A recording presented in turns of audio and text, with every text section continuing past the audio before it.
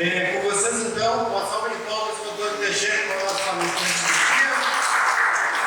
Vai falar um pouquinho para nós sobre a administração financeira. Boa tarde, saudamos a todos presentes que estão fazendo parte desse congresso.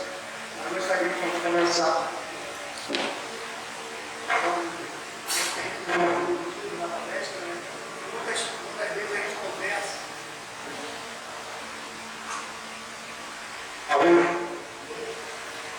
Muitas vezes nós conversamos pelos meios aqui da congregação e nós estamos vendo que efetivamente as coisas estão enfraquecendo, está diminuindo as pessoas que vão para a igreja. E em 2021 nós estamos aí acometidos com a pandemia, né? Inclusive fiquei internado, e depois que eu saí do hospital, eu senti a necessidade do meu coração de fazer alguma coisa, de voltar a trabalhar na igreja, de fazer alguma coisa que eu pudesse contribuir, independente de ser da parte da mídia ou não, um dom, alguma coisa que eu soubesse para poder ajudar nesse trabalho. E aí veio esse convite do irmão Antônio para a gente poder fazer isso aí. Mas, quando eu falei a respeito dessa situação, né, dessa vontade que eu manifestei, algumas pessoas ficaram sabendo, e aí eu fiz essa palestra e apresentei também essa palestra, que ela tem a finalidade de fazer com que a gente possa fazer o quê? Administrar melhor os dons, os talentos e os bens que Deus nos deu. Então nós não vamos falar aqui nada muito mirabolante, nós vamos falar coisas que acontecem no dia a dia, algumas situações que nós pensamos daquilo que acontece, que pode nos ajudar, para a gente poder entender melhor como é que a gente faz para ajudar com aquilo que a gente tem, né, para ter uma vida melhor. Antes eu gostaria de me apresentar, tá? Tem muita gente que me conhece há muito tempo, eu sou da igreja desde 1990 aproximadamente, aqui da igreja da Penha. Vim trazer meu filho para batizar e aí nós entramos, eu, minha esposa, meus filhos. Então, aproximadamente, nós temos 30 e poucos anos aí participando da igreja da Penha. E minha formação contábil jurídica, eu penso que a coisa que eu tenha falado que eu tenho muita capacidade de ser tal, mas eu acho que a capacidade que nós temos aqui é igual que vocês devem poder ter todos os dias, né? Poder fazer as compras, poder trabalhar, poder fazer isso, e se não Deus não trabalhar na igreja. É melhor que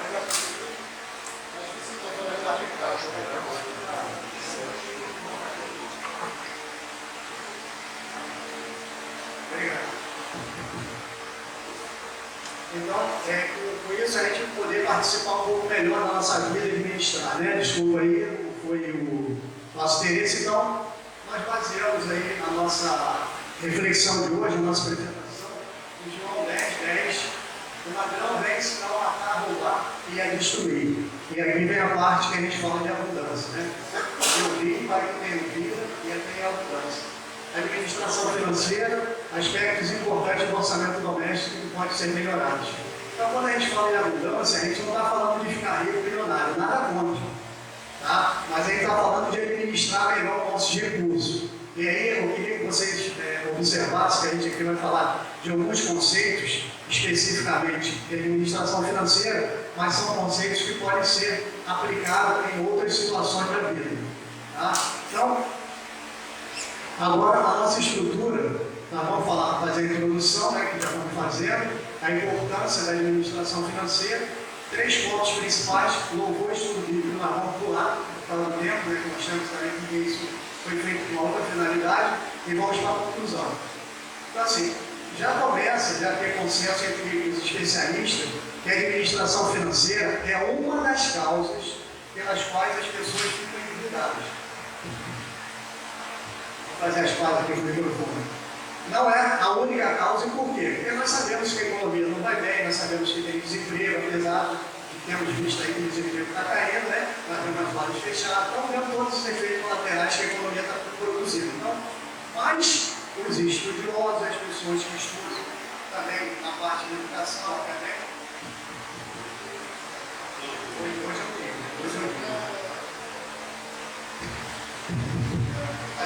Está ligando aqui.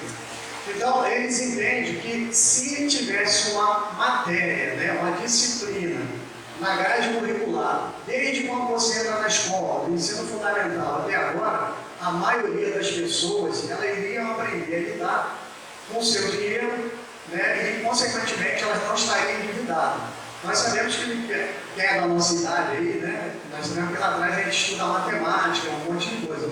Agora, nós vimos, inclusive, aí na televisão, já as pessoas treinando as crianças, né, inclusive no Fantástico, uma vez apareceu uma situação que você dava R$50 para cada criança e ver o que elas fariam com aquele dinheiro, quem compraria mais, quem compraria menos, se sobrava tudo, ensinando as crianças a administrar melhor o dinheiro. Então, sobre esse ponto de vista, a gente pensa que agora, né, já existem notícias que eles estão colocando nas escolas, principalmente nas escolas particulares, alguma disciplina que possa ensinar as crianças, já desde pequenininho, dentro do ensino fundamental, essa parte também, para as crianças a poder crescer e não fazer igual muitas das vezes a gente não teve essa oportunidade de chegar no mercado de trabalho, começar a ganhar dinheiro e não saber o que faz com o dinheiro. E muitas das vezes pode ser que você faça alguma coisa legal, boa e dê resultado, mas pode ser também que você não saiba administrar isso e o que acontece? Você faz dívidas. Então, o que a gente usa ali? Em termos de muitas pessoas endividadas, é a falta de conhecimento de administrar o dinheiro. O cartão de crédito é um exemplo. Por que eu peguei o cartão de crédito aqui para servir como exemplo? Porque o cartão de crédito ele é apontado aí pelas pessoas que estudam a respeito disso como um dos grandes problemas da maioria da população.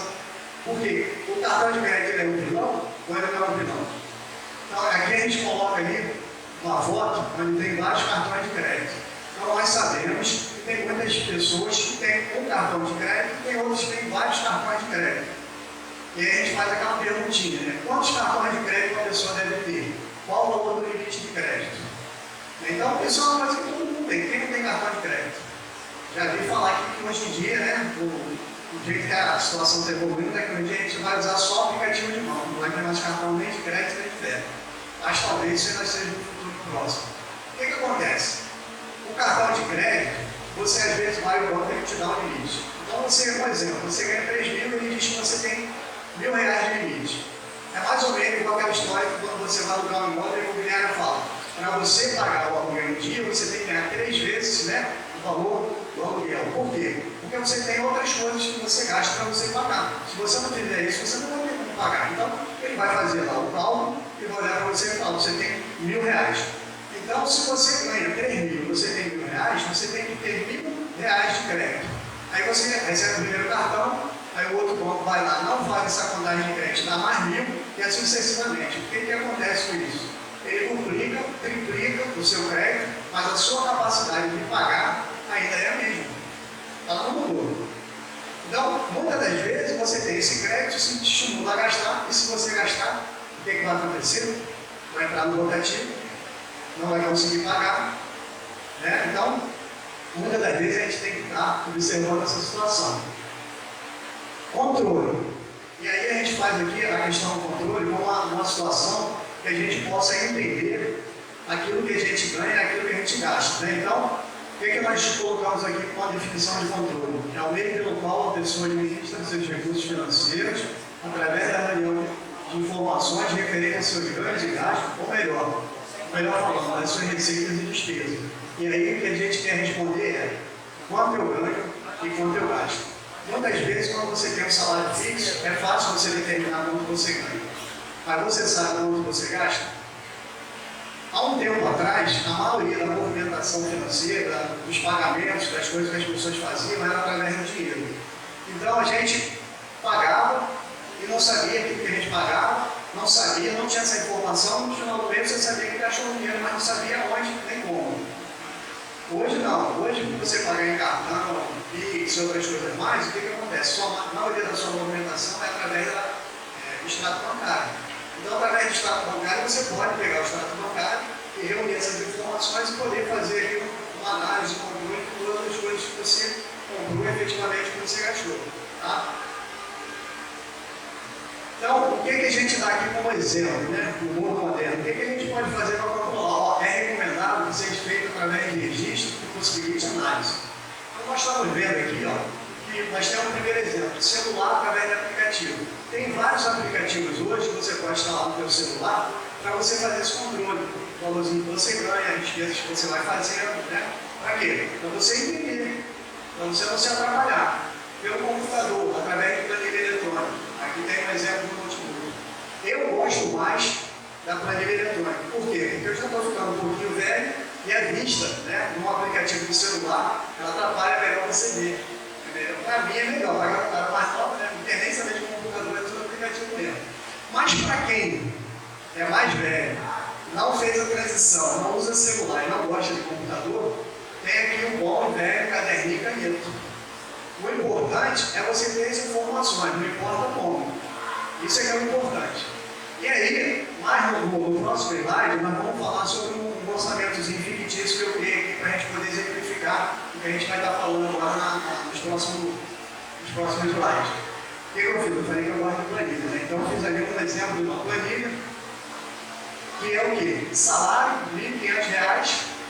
E renda extra ou eventual pequeno. Aqui você poderia colocar salário da esposa, salário do marido, você pode fazer o que você quiser. Se você for um profissional autônomo, um profissional liberal, se você faz vários serviços durante o mês, você vai somando ali naquela coluna. E esse o que vai acontecer? Chegar no final, você vai saber o seu total.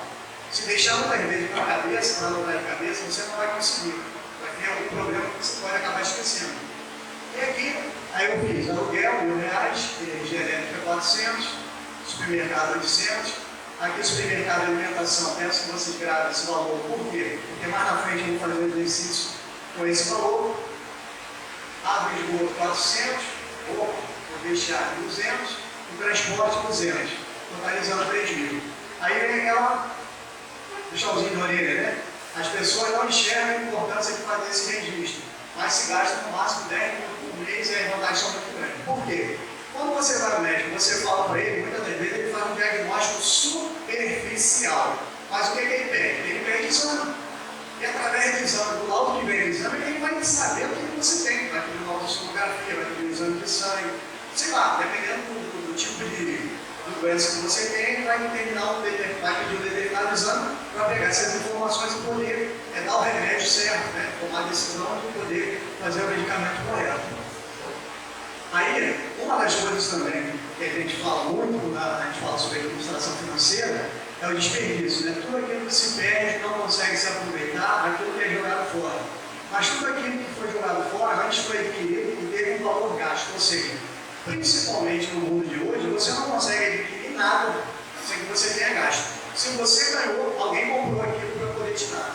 Né? Então, tudo que você tem, que você usa, que você consome, tem um valor, é quantificado, é verificado e é valorado. Como exemplo de desperdício, uma coisa mais comum aqui, que eu acredito que todo mundo lidar com esse exemplo, é alimentos perecíveis, tá?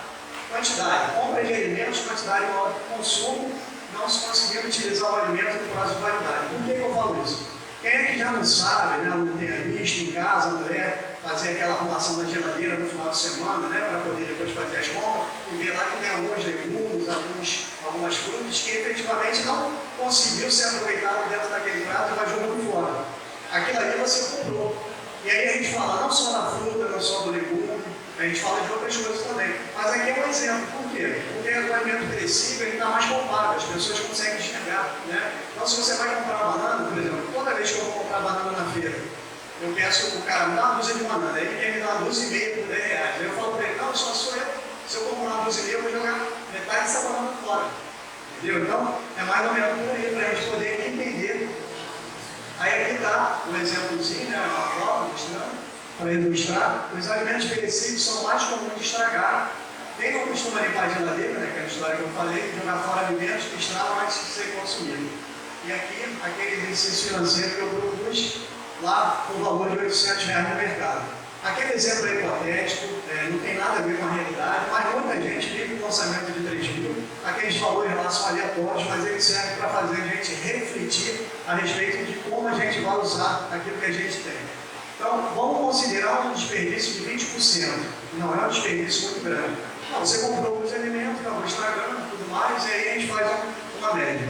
Se você usar o exemplo da nossa planilha, o supermercado gasto foi R$800, vezes 20%, R$160 por mês. Se nós formos verificar o valor anual, 160 vezes 12, 1.920. Valor maior do 13º, por exemplo, da nossa planilha, receberia. O cara que ganha R$1.500, ele vai ganhar de 13º R$1.500. Agora, aqui deu 1.920, simplesmente com 20%. E aí, se eu for voltar lá na nossa planilha, eu tenho condição de melhorar a energia elétrica.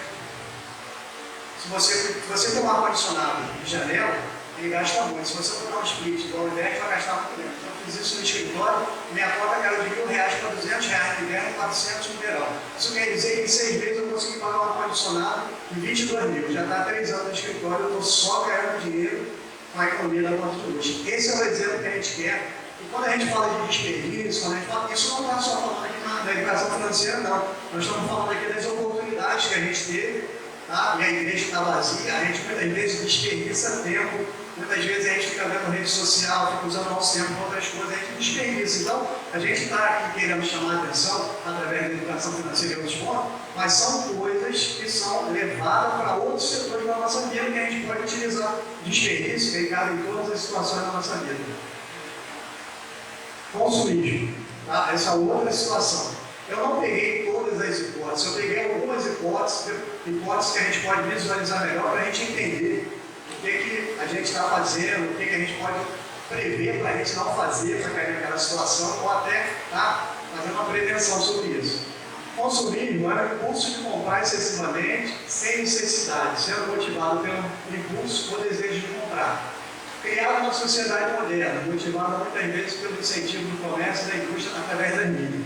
Antigamente, nós não víamos muito comercial na televisão. Hoje nós vemos vários comerciais na televisão, né? Já se descobriu aí, já se falou que o comercial de cigarro, naquela época, aquele cara forte, que andava em cima do cavalo, depois estava fumando aquele cigarro, e muita gente se destruía a comprar o cigarro para achar que ia vender aquela situação. Desde esse momento para cá, a mídia tem crescido em anúncio que faz, muitas das vezes, até se a gente perceber, criar uma expectativa, uma vontade da gente consumir.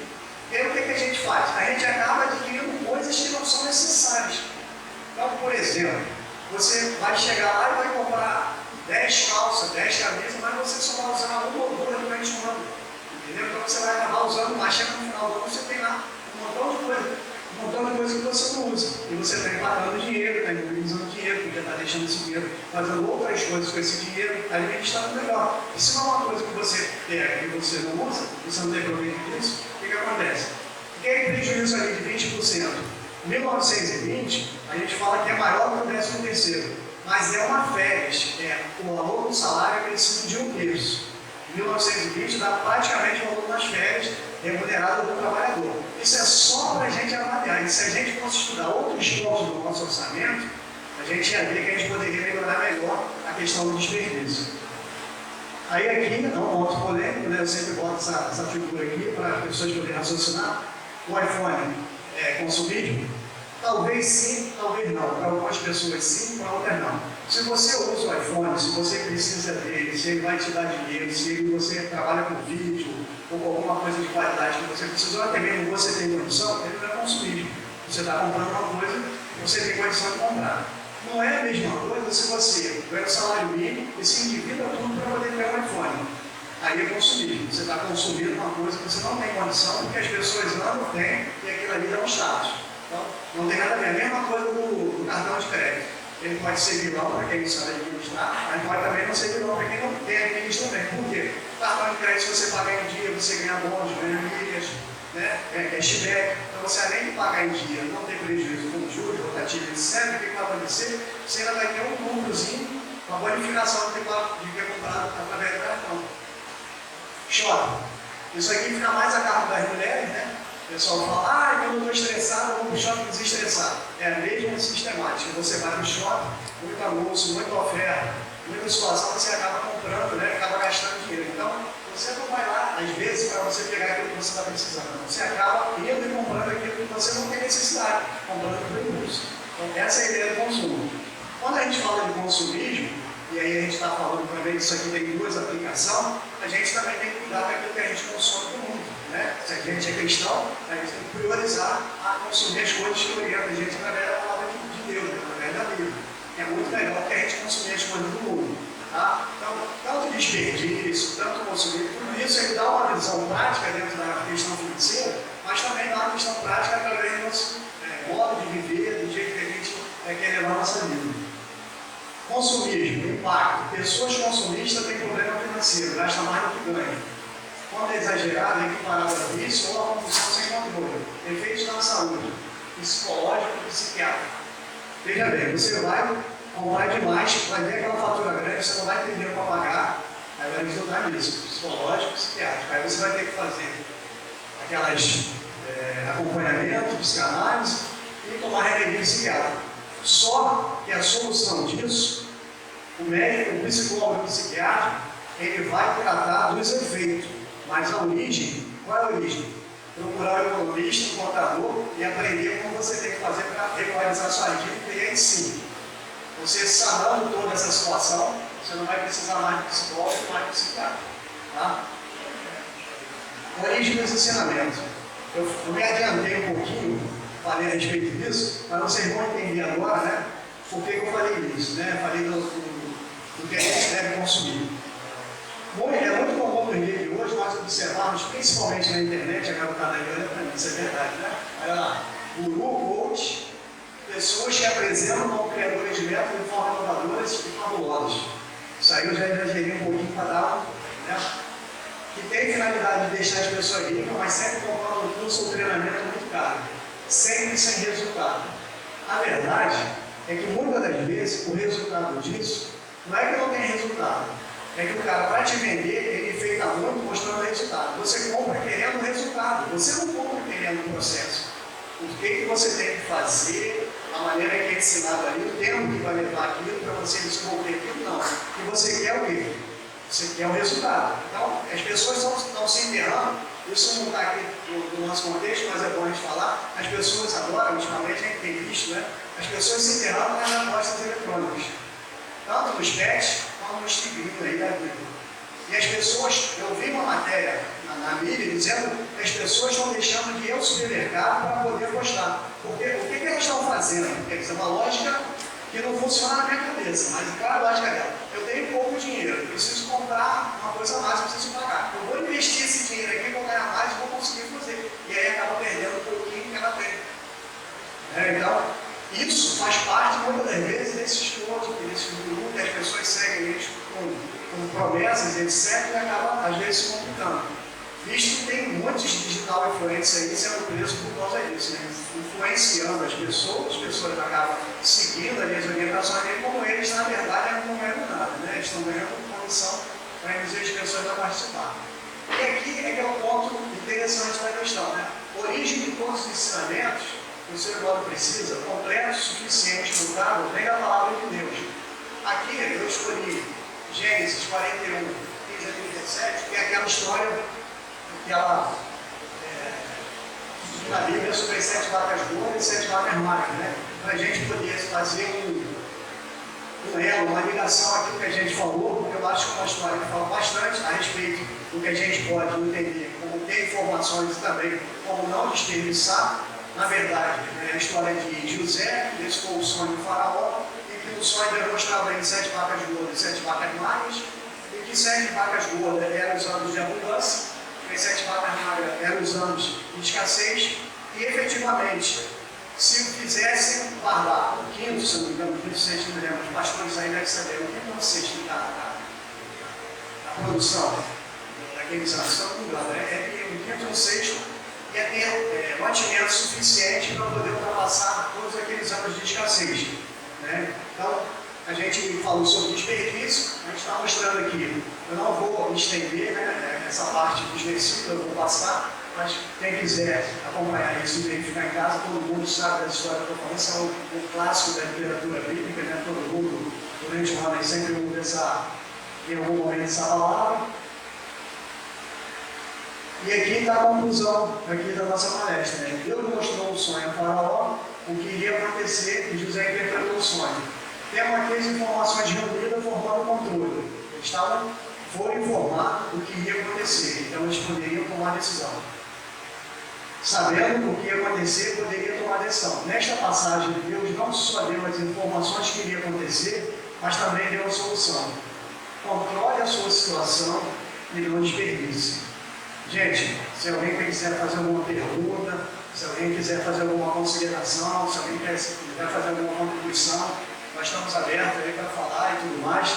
Na verdade, aqui o nosso intuito foi defender o convite do Antônio, também sabendo da nossa responsabilidade, mostrar para vocês que aqui como membro, né, uma pessoa, igual o pastor aí falou, né, já meio caidinho, já meio acabadinho e tudo mais, a gente consegue fazer dentro do dom, dentro do talento que Deus nos deu, alguma coisa em prol do trabalho da igreja. Pastor, pode falar, pastor. Só duas observações bem rapidamente. A questão é, e de acordo com fontes bem seguras, né, o mau planejamento financeiro familiar tem sido a maior causa de divórcio, né, entre os casais. Só perde para a questão da mulher, né? Essa questão financeira tem destruído famílias. Para piorar mais as situações, você trouxe esse dado, essa questão dos jogos aí, bets, trio, né? Tem piorado mais ainda a situação, justamente por esse desejo de querer mais e tal, mas termina perdendo até o culto que tem, né? E uma outra questão, dentro daquela família que você trouxe, né? A gente teve uma palestra semelhante com o Martin Bauer, no encontro de casais, lá em Nova Iguaçu. E achei muito interessante que a primeira coisa que encabeçou ali, no lado saídas, adivinhem? A oferta. A oferta do cristão, a oferta dele, no caso, a oferta da família, né? É uma coisa que nos coloca. Faltou aqui, né, pastor? Oi? Faltou aqui. Não, Faltou oferta. mas assim, só para. Não, sim, mas é considerável. E aí, para pegar o gancho, né? Quando a gente coloca isso ali na planilha, que diz respeito à família, nós temos o presidente dos jovens aqui. Obrigado pela tua presença, muito importante, né? Ele está brilhando aí, mas aproveito até como pastor e pedir a tua ajuda, porque assim, ó, muitos são os jovens que trabalham e não ofertam. E nossos jovens precisam entender que eles também fazem parte da família, eles também fazem parte da igreja, eles também estão à igreja. Eu não sei como isso poderia parecer em alguns momentos de eventos durante o ano com os jovens. Eu me refiro aos jovens adultos que trabalham, né, e que podem ajudar as suas famílias e no que diz respeito à igreja, também são membros da igreja, a igreja é dos jovens também, para os jovens. Em geral, nós estamos comprometidos com os nossos jovens, a gente busca ajudar os nossos jovens, a gente incentiva, faz tudo para que eles participem dos congressos, né? Mas assim, esse toquezinho para os jovens adultos também faz parte da família, e aí o planejamento ali, né? E fazem parte da igreja, então são muito importantes, que as nossas igrejas estão precisando muito dos nossos jovens. As congregações estão clamando por ajuda dos nossos jovens nesse sentido também. Não sei se eu exagerei, colegas pastores, mas fica a dica aí. Belíssima palestra, tem um tema realmente muito pertinente, muito atual. Nós, homens, precisamos disso. Eu agradeço aí o puxão de orelha, inclusive exalto e parabenizo de poder me lembrar e mostrar uma falha, porque agora que eu me toquei no erro, eu não tenho cabeçado aí a oferta. Eu estou dando uma palestra na igreja, já é a segunda vez. Na terceira, eu vou mudar essa planilha aqui para colocar a oferta, porque eu estou levando essas palestras para algumas pessoas. E se eu sou um cristão, se eu falo da palavra de Deus, aí é um erro. Mas é um erro que pode ser corrigido e bem colocado pelo Senhor, e eu fico muito agradecido pela contribuição. Mas não é eu não, tá? Nem falha não, parabéns. Muito obrigado. Vou entregar aqui o nosso tesoureiro, não sei se é tesoureiro, secretário, tesoureiro, presidente, agradecer a vocês a oportunidade de estar falando. Alguém quer falar? Alguém quer falar? Pastor Jorge? Pode falar, pastor. Eu tinha levantado o braço bem o seu feito. Eu só queria citar um exemplo. Eu acho que no Brasil a questão do cartão de crédito é uma situação muito complicada. Né? Eu morei em Portugal há 15 anos e lá não tem essa questão de parcelar. Né? Então lá a gente compra, se não conseguir pagar tudo, vou pagar 1% de juros ao mês, vou pagando. Então, a gente compra tem 20 vezes sem juros. Né? E ele dá muito mais trabalho. Eu tenho muito mais trabalho aqui para gerir as minhas contas do que eu tinha lá. Por quê? Porque eu tenho as minhas planilhas, elas são todas no papel aí no computador, mas eu tenho a minha planilha para janeiro e fevereiro do ano que vem, e eu preciso ter planejado que em janeiro e fevereiro do ano que vem eu tenho prestações que eu contraí agora e eu vou pagar lá. Se a gente não tem isso anotado, realmente, a gente se perde. Né? Então, como eu disse, o cartão de crédito é um facilitador, mas dá trabalho excessivo esse trabalho de a gente ter planilhas mensais e não só ter planilhas de vencimento, ter planilhas de convivência. Eu comprei alguma coisa em 20 meses. Eu agradeço muito, excelente a reflexão, os dados, acho que é um assunto importante. A gente vê tantos gurus na televisão dando palestras, aulas, na igreja também a gente repita e possa compartilhar sabedoria e conhecimento também. Nós cristãos, assim, que sejamos bons por bom dos nossos dias. Muito obrigado, pastor. Obrigado pela palavra. Alguém mais gostaria de fazer algum apontamento? Eu gostaria de fazer uma reflexão cultural.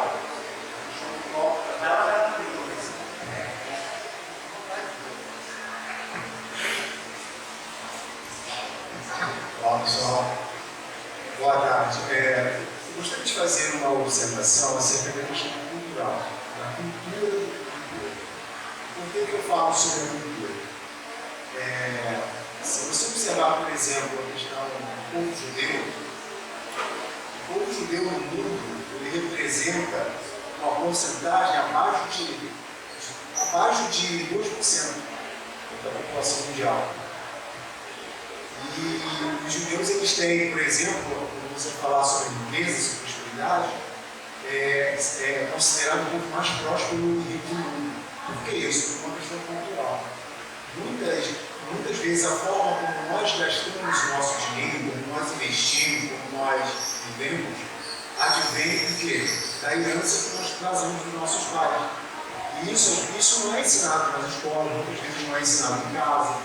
Eu lembro que, até mesmo com meus irmãos, assim, em relação ao meu pai, por exemplo, nunca teve essa preocupação. Mas o meu avô, ele, embora o meu avô materno, ele, uma coisa interessante, ele era um assalariado, muito simples, mas eu diria muito próximo pela maneira de vida como ele vivia, pelas prioridades que ele adotava. Então, assim, tudo é uma questão, é importante a gente tentar isso, fazer essa reflexão quanto aos nossos antepassados, aos nossos pais, aos nossos avós, e o que nós herdamos com isso, o que nós aprendemos com isso, e como mudar isso, através do ensino, através do estudo. Como foi bem falado a história de José do Egito, quando ele é considerado, inclusive, o maior economista, né? Falando da questões bíblicas, o maior economista. Por quê? Porque ele aprendeu a administrar bem o que tinha para que no momento de escassez não faltasse. Então é uma reflexão de aprender também, de buscar, enfim, cada um possa fazer essa reflexão sobre a forma como aprendeu e o que nós ainda temos a aprender. E assim construir também o futuro melhor. Isso aí, muito obrigado também pela sua contribuição. Né? Alguém mais gostaria de dar um apontamento? Senão a gente já passa para o próximo ponto. O senhor me perdoa, só que fazer o lembrete. É um assunto que vale a pena ser debatido mais vezes, até mais profundo. Com certeza, com certeza. Eu gostaria de assim, levar esse assunto para os jovens, porque nós já temos assim leigos, temos uma idade, já meia idade para cima. Os leigos estão começando, os jovens estão começando. Então esse assunto é um assunto importante a levar desde o início. Falar para os jovens, para poder eles já aprender isso de início na sua vida.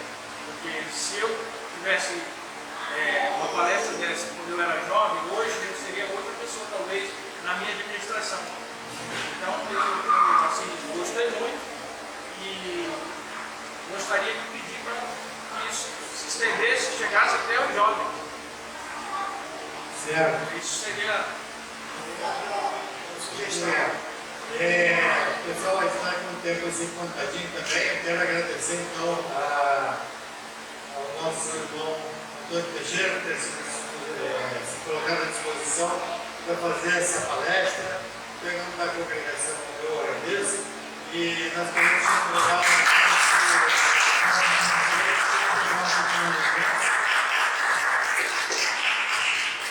Antônio, eu queria te agradecer. Você em nenhum momento deixou dúvida para que você faria isso e que seria muito bom. Então, nós precisamos permanecer com esse norte. Eu acho que nós, como lei, devemos permanecer. Estamos no caminho certo. Sempre fazer isso, sempre cuidar do ser humano dessa maneira que está sendo feito. E essa oportunidade de interagir, das pessoas fazerem perguntas, se têm dúvidas, foi muito bacana. Eu estou gratificado com isso. Eu queria te agradecer com essa sua mão, uma lembrancinha do nosso departamento, para você, dizendo a você que muito obrigado mesmo, foi muito importante. E acredito que todos que estiveram aqui presentes tiraram pelo menos um pouquinho de proveito disso daí. E é assim que a gente quer fazer. Eu aprendi uma máxima.